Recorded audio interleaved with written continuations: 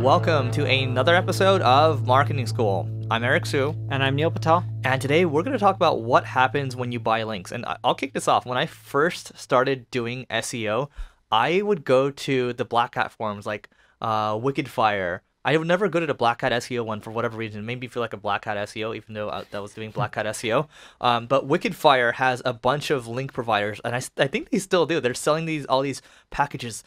Buy this link wheel, or like there's all these like Black Hat terms, and we'll do this SE nuke for you, like all these different Black Hat tools. But the basic premise of this is I bought links for sites that I had in the past, and what would happen was that my sites would shoot up in like 2 weeks. Like I literally had a blog that was like how to get rid of pimples, because I knew that was like a problem for people, acne, right? And like I wanted to make a quick buck, and so my idea was like I'm gonna write a bunch of content. I would use like these cheap content brokers and pay like $50 an article, and then I would go use a service called Drip Feed Blast, which is no longer in service, and they just blast a bunch of links, and my rankings would shoot through the roofs, and then I would basically my site would be like at zero traffic to we're talking 50,000 visits a day. It would just shoot right back up, and then in a couple of days we'd go down. Yeah, and I've done it a few times. I remember I bought a lot of links from I Can Ask Cheeseburger for one of my blogs, and I had them embed a poker contest, and I quote unquote sponsored it. I ranked for online poker within like a few days. I got up to all the way top of page 2, and then I was shooting up to page 1, and then someone at Google pulled me. I also bought a site called Battlefield Bypass. It was just a domain name that had some old expired links. I bought a shitload more links to it. I ranked, I think, number 3 on Google for online casino, and then they eventually caught me and then pulled me. But every time Eric and I have done this, sometimes we've made money, being quite frank. But in the long run, what usually happens?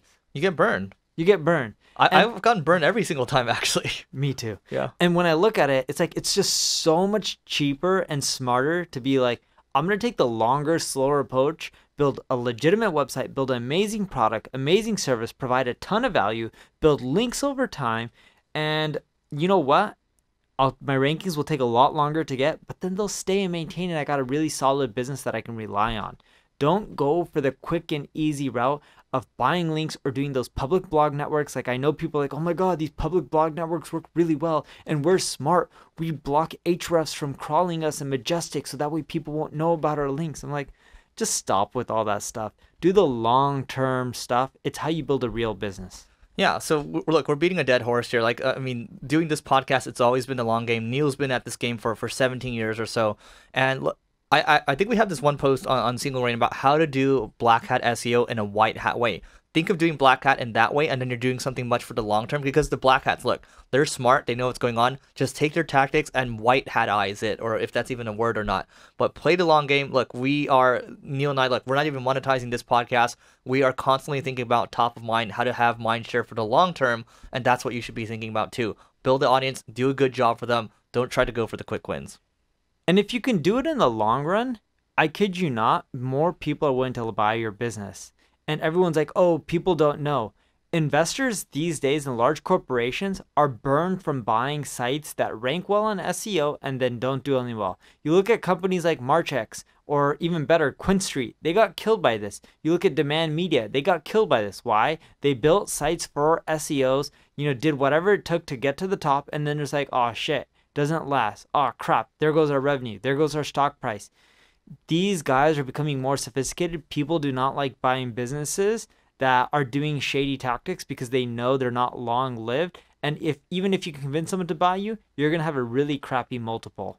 Yeah, I mean, like to Neil's point, people are so much better at doing due diligence now. This stuff isn't rocket science. And before they might have thought it was, now it's much easier to uncover if you're doing something shady or not. So look, build for the long term. People like buying businesses for the long term. That's how businesses are valued at more, to Neil's point. And with that being said, anything else? Well, last note, and we can't emphasize this enough, you guys would all agree, Eric and I know marketing. If we've all been burned by buying links and we know marketing better than most, we're not saying we're the best. It just shows you that you shouldn't waste your time buying links. And if anyone tells you, hey, we can buy you all the links and stuff, ignore them. They're just going to get you banned. All right, so that's it for today. Go check out singlerain.com/giveaway to get access to our marketing tools to grow your business, and we'll see you tomorrow.